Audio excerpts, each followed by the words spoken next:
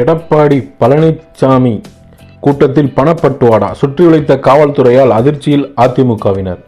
வாங்க அது என்ன தகவல்கள்னு தொடர்ச்சியாக இந்த வீடியோவில் பார்ப்போம். நீலகிரி நாடாளுமன்ற தொகுதி வேட்பாளர் லோகேஷ் தமிழ்செல்வனை ஆதரித்து முன்னாள் முதலமைச்சரும் அதிமுக பொதுச் செயலாளருமான எடப்பாடி பழனிசாமி வாக்கு சேகரிக்க நேற்று ஊட்டிக்கு வந்தார். கூட்டத்தில் தமிழக அரசின் குறைகளை சுட்டிக்காட்டி பல்வேறு குற்றச்சாட்டுகளை அவர் முன்வைத்தார். மேலும் தமிழக அரசின் சார்பில் மேற்கொள்ளப்பட்ட நலத்திட்டங்களையும் பட்டியலிட்டார்.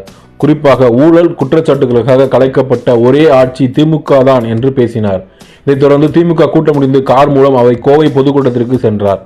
முன்னதாக ஊட்டியில் நடந்த கூட்டத்திற்கு மாவட்டம் முழுவதிலும் இருந்து 5000க்கும் மேற்பட்ட தொண்டர்கள் அழைத்து வரப்பட்டிருந்தனர். இந்த நிலையில் கூட்டம் முடிந்து திரும்பிய தொண்டர்களுக்கு ஏடிசி பகுதியில் அந்தந்த கிளை செயலாளர்கள் மூலம் பணப்பட்டுவாடா செய்யப்பட்டது. அதிமுக மற்றும் கூட்டணி கட்சி தொண்டர்களுக்கு 1000 முதல் 500 வரை 300 ரூபாய் வரையும் பணப்பட்டுவாடா செய்யப்பட்டதாகவும் அப்போது இந்த பணத்தை வாங்குவதில் தள்ளுமுள்ளு ஏற்பட்டதாகவும் சொல்லப்படுகிறது. இது தொடர்பான வீடியோ சமூக வலைதளங்களில் வைரலானது. இதுகுறித்து தேர்தல் பறக்கும் படை அதிகாரி தனலட்சுமி அளித்த புகாரின் பேரில் ஊட்டி நகர போலீசார் விசாரித்து வந்தனர். இந்த நிலையில் பணம் பட்டுவாடா செய்து அதிமுக ஒன்றிய செயலாளர் பெல்லி என தெரிய வந்துள்ளது. இதையடுத்து அவர் மீது போலீசார் விசாரணை செய்து வருகின்றனர். இந்த நிலையில்தான் எடப்பாடி பிரச்சாரம் செய்த இடத்தில் பணப்பட்டுவாடா செய்தது தற்போது சமூக வலைதளங்கள் வைராகி வருகிறது. இதை தெரிந்து கொண்ட தேர்தல் ஆணைய அதிகாரிகள் அவரை சுற்றி வளைத்து கைது செய்ததாக தற்போது தகவல்கள் வெளிவந்து அதிமுகவினர் அதிர்ச்சியடைய செய்து வருகிறது. மேலும் இது போன்ற தகவல்களுக்கு குண்டூசி சேனலை சப்ஸ்கிரைப் செய்து கொள்ளவும்.